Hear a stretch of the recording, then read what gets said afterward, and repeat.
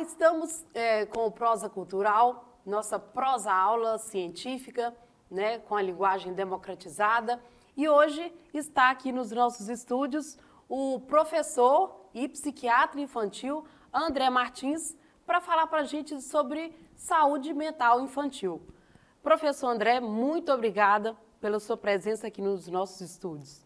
Obrigado, Larissa. É um prazer falar de um tema tão importante como a saúde mental de crianças e adolescentes. Certo, então vamos direto ao ponto, porque o nosso tempo é curto. Fala um pouquinho para a gente, né, sobre estatísticas, perfil, o que realmente que as nossas crianças estão tendo em relação a essa questão, né, da saúde infantil, da saúde mental, né, os desafios que elas têm enfrentado. Os desafios são muito grandes, né? Hoje a gente sabe que os transtornos mentais, ao longo do tempo, ao longo da vida, né, os transtornos mentais da fase adulta, muitas vezes se iniciaram na infância e na adolescência. Por isso é importante a gente diagnosticar e tratar o mais precoce possível. Os transtornos mentais mais frequentes que a gente observa na nossa experiência e que a ciência também mostra é a ansiedade, a depressão, o transtorno de déficit de atenção e hiperatividade, transtorno de conduta, transtorno por uso de drogas, transtorno do espectro do autismo. A gente sabe também que os adolescentes hoje estão sofrendo muito, então pode ter tentativas de suicídio. Então hoje é uma gama de transtornos mentais que podem ser diagnosticados e tratados para melhorar esse paciente. Certo. E aí, nesse sentido, quando que os pais são orientados? Existe um trabalho conjunto dos médicos? Qual que é a conduta aí para poder se encaminhar essa criança, esse adolescente, para poder realizar um tratamento, um diagnóstico? Crianças muito pequenas, a gente sabe que o pediatra muitas vezes vai perceber alguma mudança do comportamento e vai encaminhar para o psiquiatra infantil. O que os pais e a sociedade podem fazer de uma forma geral é observarem o seu filho, a sua criança. Se essa criança mudou o comportamento, antes estava de um jeito e agora mudou o comportamento. Se ela teve uma alteração do sono, uma alteração do apetite, está tendo uma dificuldade de aprendizagem, está tendo conflitos com os colegas, se a interação social está prejudicada. Um ponto muito importante que a gente tem uma parceria muito grande são com as escolas. Porque as crianças e os adolescentes passam a maior parte do tempo durante a semana nas escolas. Então a escola também é um bom termômetro. Ela nos indica. Do professor, do supervisor, do coordenador, Isso, né? O professor, o supervisor pode indicar uma dificuldade de aprendizagem e um problema do comportamento. E esse problema de comportamento, Larissa, a gente tem que saber que é o seguinte: tem que ser em todos os lugares. A criança tem que ter esse comportamento em casa, na escola, nos ambientes sociais e ter algum prejuízo. Tendo algum prejuízo, pode ser indicativo de algum transtorno mental. Certo. De repente, alguma criança que se recolhe muito, né?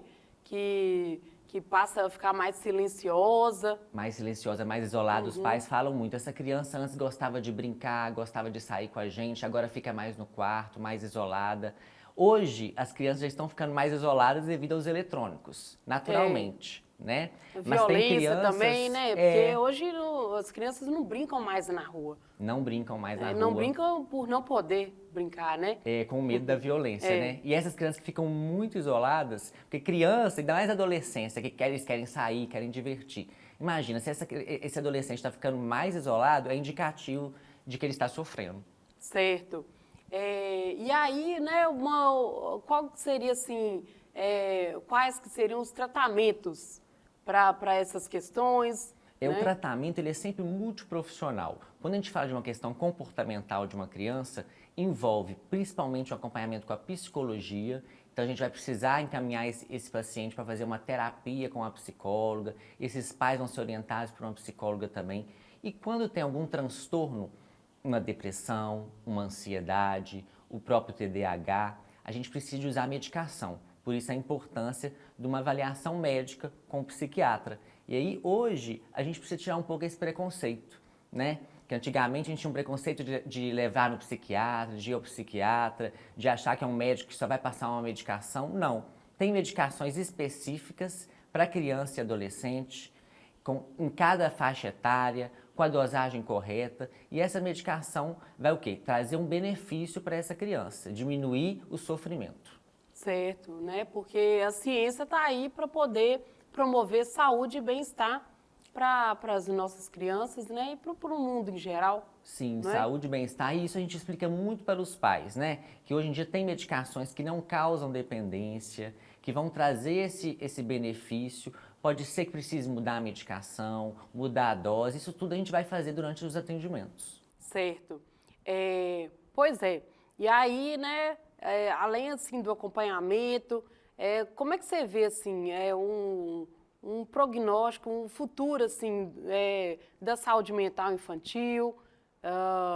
Você assim, como profissional da área, né, há um tempo, você vê mesmo que essa interligação, né, profissional realmente é efetiva, né?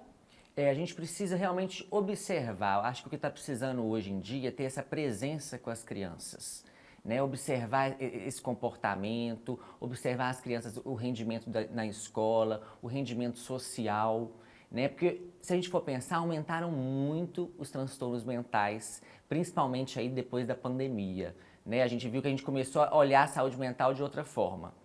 Então, mostra que a gente precisa ter um trabalho de prevenção. E a prevenção começa dentro de casa. Eu acho que é com os cuidadores, os pais, as famílias, dando atenção a essa criança, esse adolescente, escutando o que eles têm a dizer. Certo. Segura aí porque nosso tempo está curto e aí nosso primeiro bloco, o tempo já encerrou, mas não saia daí que já já a gente volta com o nosso segundo bloco do Prosa Cultural.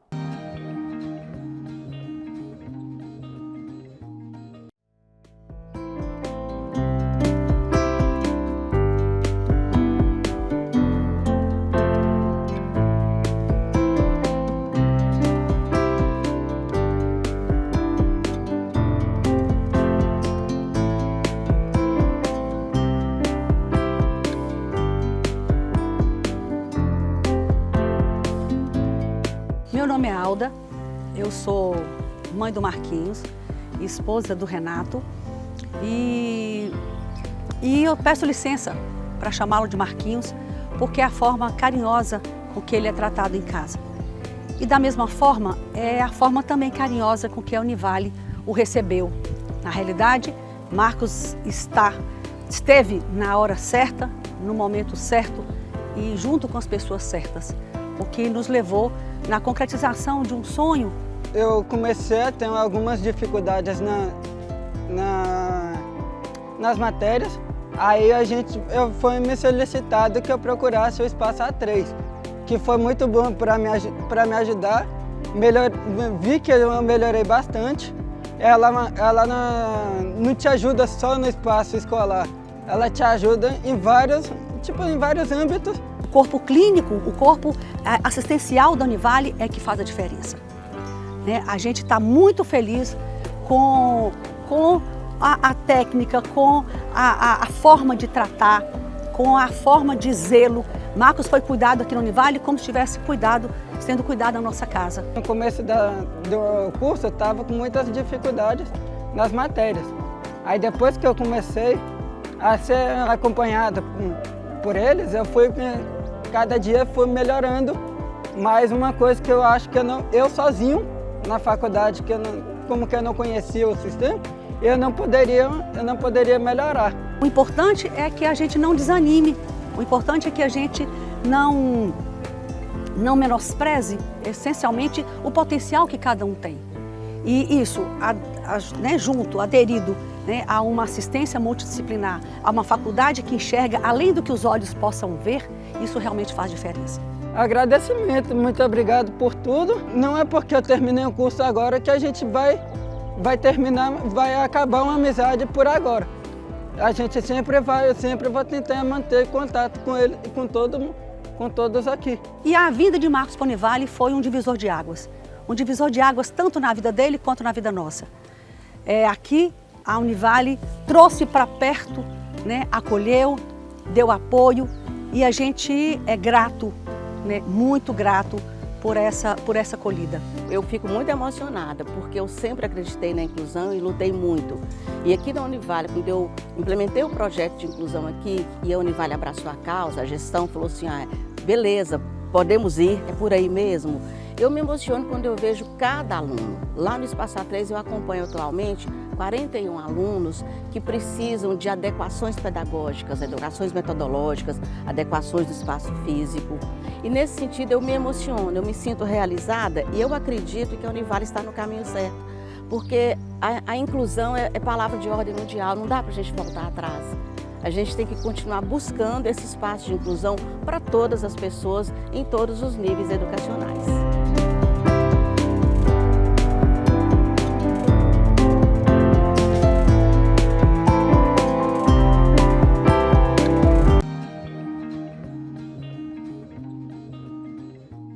Voltamos então com o nosso segundo bloco do Prosa Cultural para continuar a nossa prosa aula sobre a prevenção, né?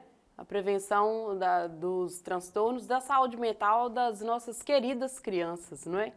Isso, né? As crianças que serão os adultos do amanhã, por isso é importante a gente cuidá-las. Certo. E aí, né, para os pais ou responsáveis que estão nos vendo, qual que seria, assim, a dica? Quais as dicas que você daria para eles, né, para observarem seus filhos, ou seus sobrinhos, ou netos? A prevenção passa, acho, de várias formas, né? A gente precisa buscar que essa criança tenha um ambiente familiar acolhedor, amoroso, que esses pais escutem as crianças, que essa criança tenha alguma atividade física. A criança tem energia, né, Larissa? Precisa gastar essa energia de alguma forma.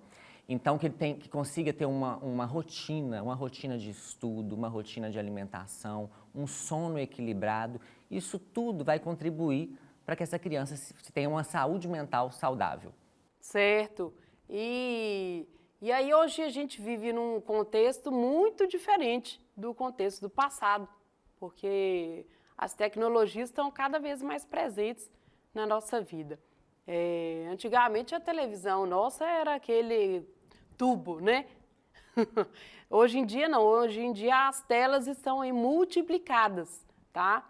E aí parece que elas são realmente um grande assim, gatilho para o desenvolvimento desses transtornos, né? Sim, o mundo hoje está conectado, a gente não tem como mais fugir disso e fechar os nossos olhos, né? O que a gente tem que fazer é o quê? Controlar o tempo e o conteúdo que essas crianças estão tendo acesso, né, aos eletrônicos, principalmente aos smartphones.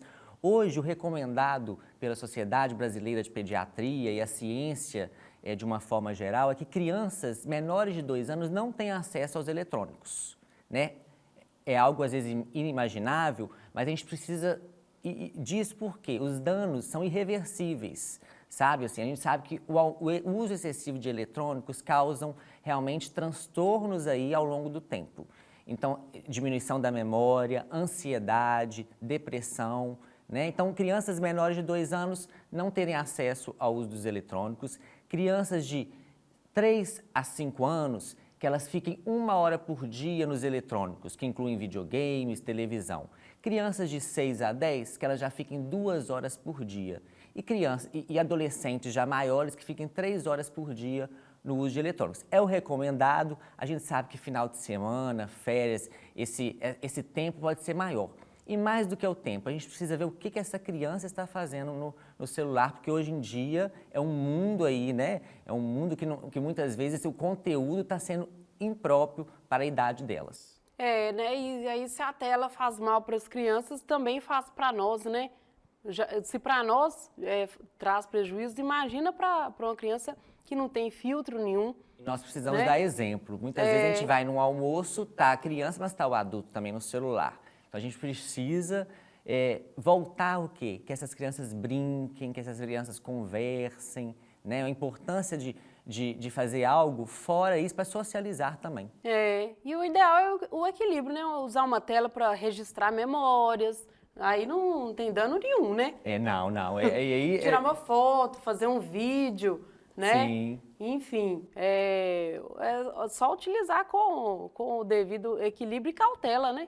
com equilíbrio e cautela. E cabe aos pais essa responsabilidade. A gente fica dando orientação baseada na ciência, mas o dia a dia é por conta dos pais. É exato, né?